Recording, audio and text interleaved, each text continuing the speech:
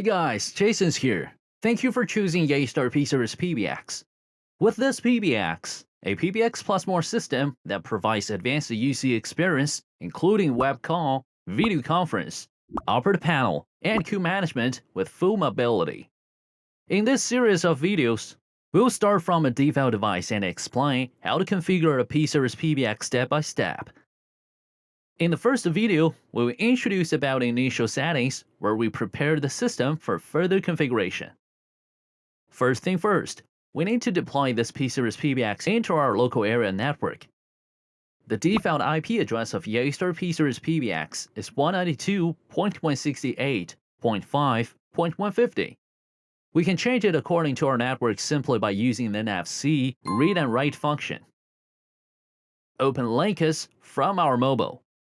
Click on NFC, then use our mobile NFC to scan the Yeastar logo area of the P-Series PBX. The PBX doesn't need to be powered on. Keep it unplugged. Then we can configure the internet settings of the PBX on our mobile. Here we can change the Ethernet mode, IP address, gateway, and DNS server. After modifying the internet parameters, use our mobile NFC, scan the PBX to confirm modifications, and make it work.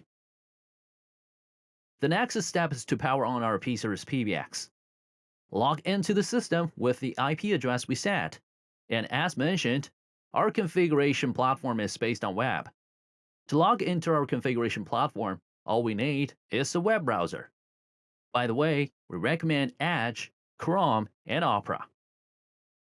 The first time you log into the web GUI, you will see the installation wizard. Let's follow this guidance to finish our initial settings. Firstly, we need to double-check the IP parameters of our PBX. If we want to modify anything, we can do it right here. When we finish everything, click Next to continue.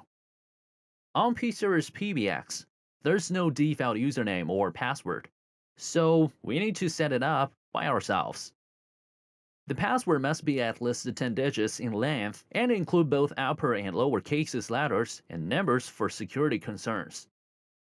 Suppose we want the system to keep us notified when there's certain types of events.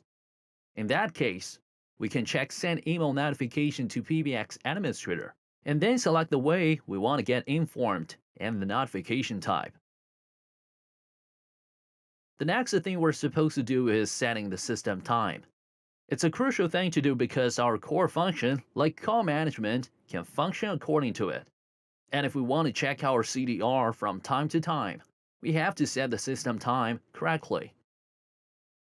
If we have internet access for our PBX, we can directly synchronize the system time to an NTP server.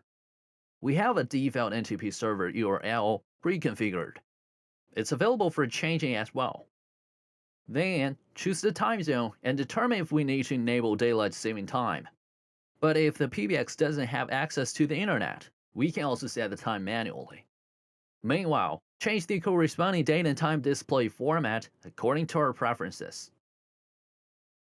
Now we move to a more customized setting. Here we can set up the system prompt language. Voice prompt can function under various circumstances as a way for the PBX to interact with callers and colleagues, like to prompt colleagues that agents are occupied. It only comes with the English language package by default, while it supports multilingual voice prompts on the system. If the PBX is connected to the internet, we can click on the Download Online prompt to download the prompt language we need. Well, in the end, check all the configure settings on the summary page. If everything's correct, click Reboot to let the configurations take effect. Alright, that was all for this episode.